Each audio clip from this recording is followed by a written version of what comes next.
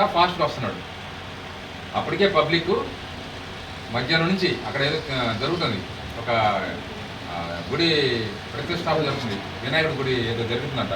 దాని చుట్టుపక్కల ఊళ్ళో బంధువులు అందరూ వచ్చిన్నారు, ఆడవాళ్ళు ఎక్కువ వస్తారు కదా. బస్సులు ఆపట్ల. ఇక్కడ ఉన్న వాళ్ళ స్థానికులు ఏం చేశారు, బస్సులు ఆపకుండా వెళ్తున్నారు, రోజు జరుగుతుంది. ఇప్పుడు ఈ విధంగా ఇన్సిడెంట్ వచ్చినప్పుడు ఆపకుండా వెళ్ళిపోతున్నారు. వీళ్ళు గంటల తరబడి ఉంటున్నారు.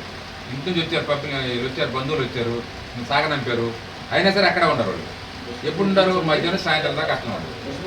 అప్పుడు ఏమైంది, ఎందుకు ఆపట్లేదు వీళ్ళు, ఎందుకు ఏంటంటే ఆటోలు వెళ్ళండి, అది మగవాళ్ళు ఉంటున్నారు ఆటోల్లో, ఆడవాళ్ళు మేము ఎక్కలేకపోతున్నాం కాబట్టి బస్సుకి వెళ్తామని చెప్పి ఉన్నారు. అయినా బస్సులు ఆపట్ల. ఆపేసరి ఏమైంది, అప్పటికే పబ్లిక్ సరిగా బస్సులు ఆపట్లేదు అనేది అసలు ఉంది. నాకు ఎప్పుడు ఫోన్లు వస్తాను ఉంటాయి. అందుకని మీరు అందరూ చెప్తున్నట్టు ఫోన్ రాగానే రియాక్ట్ అవుతుంది. ఎవరిని యాక్షన్ తీసుకున్నా తీసుకోవట్లేదు సార్. 50 మంది ఉన్నారు అన్నాడు. ఎస్ఆర్లు ఎంతమంది ఉన్నాయి, 25 మంది బస్సులో ఉన్నప్పుడు ఆపాలా వద్దా? ఇప్పుడు మనడు ఆపకుండా వస్తున్నాడు. మంచోడు చెప్పడం చెప్పట్లా. ఇప్పుడు దిగేవాళ్ళు ఉన్నారు, ఆగిందని కూడా చెప్పారు.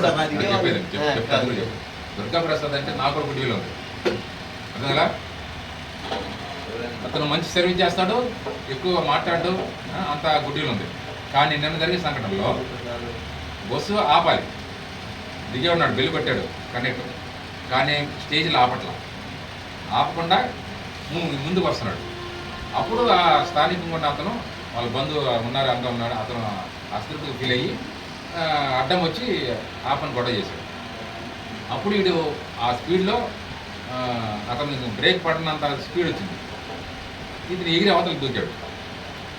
అది ఆపినప్పుడు అప్పటికి ఏదో తగిలింది అంటున్నారు, వాస్తవం తెలియదు నాకు కూడా. అంటే అంత స్పీడ్ పోవాల్సిన అవసరం ఏంటి? స్టేజ్లో ఆపాలి కదా. 25 మంది ఉంటే నీకు కెపాసిటీ 60 కెపాసిటీ కదా బస్సు. మరి 60 కెపాసిటీ ఉన్నప్పుడు ఖాళీగా ఉన్నప్పుడు స్లోగా ఆపొచ్చు కదా. అంటే నాకు తప్పట్లా. అంటే సిచ్యువేషన్ ఎట్లా ఉండే ఇదే విధంగా అలవాటు అయింది అక్కడ గుంటూరు రూట్లో. మరి కంప్లైంట్ రావా?